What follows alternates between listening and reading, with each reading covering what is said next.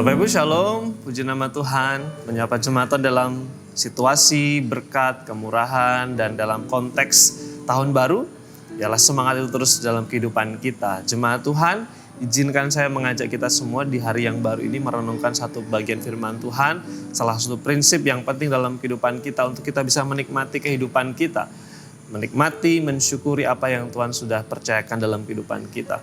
Satu prinsip yang ingin saya bagikan pagi ini adalah mengembangkan rasa cukup.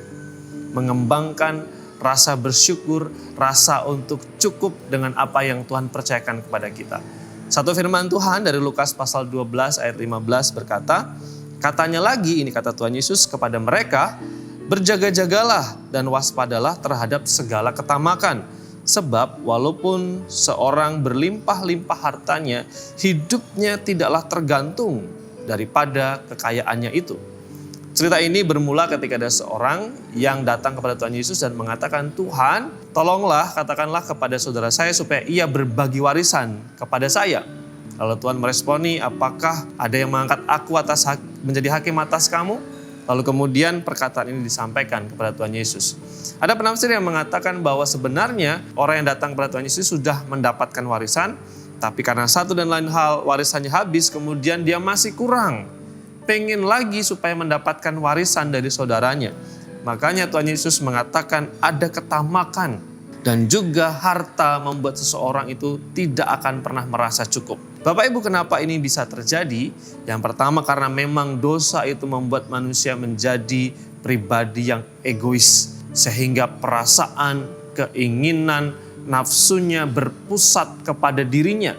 Sehingga apa yang dia punya itu tidak akan pernah membuat dia kenyang, puas dan mengatakan cukup. Dan cenderung ingin memiliki apa yang tidak dia miliki untuk memenuhi apapun yang dia inginkan dan ingin dia capai atau dia genggam. Seorang penyair dari Eropa mengatakan how much is enough. Cukup itu seberapa? Tidak pernah bisa didefinisikan.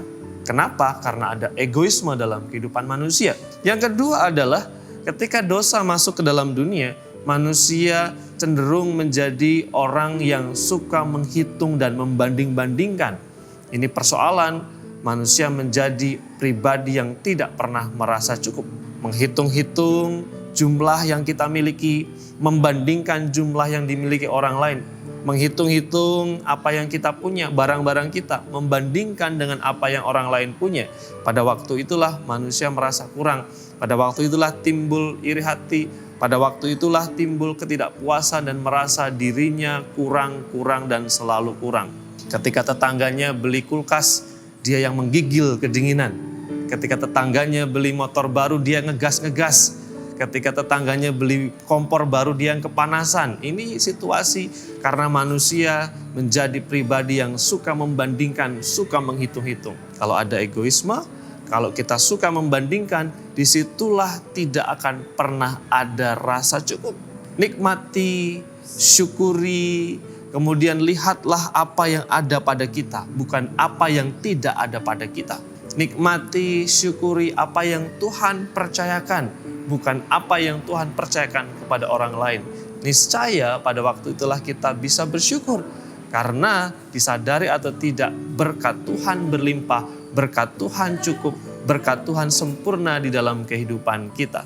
Satu pujian yang mungkin bisa menggema di dalam kehidupan kita hari ini, menjadi kekuatan kita hari ini adalah hitung berkat. Berkat Tuhan mari hitunglah. Saudara akan bersyukur ketika menyadari, oh ada kesehatan, ada keluarga, ada tempat tinggal, ada makanan di hari ini. Maka itu akan membuat kita mengembangkan rasa cukup dalam kehidupan kita. Mari bersyukur di pagi hari ini. Tuhan, kami bersyukur untuk semua hal yang Tuhan percayakan kami nikmati hari ini.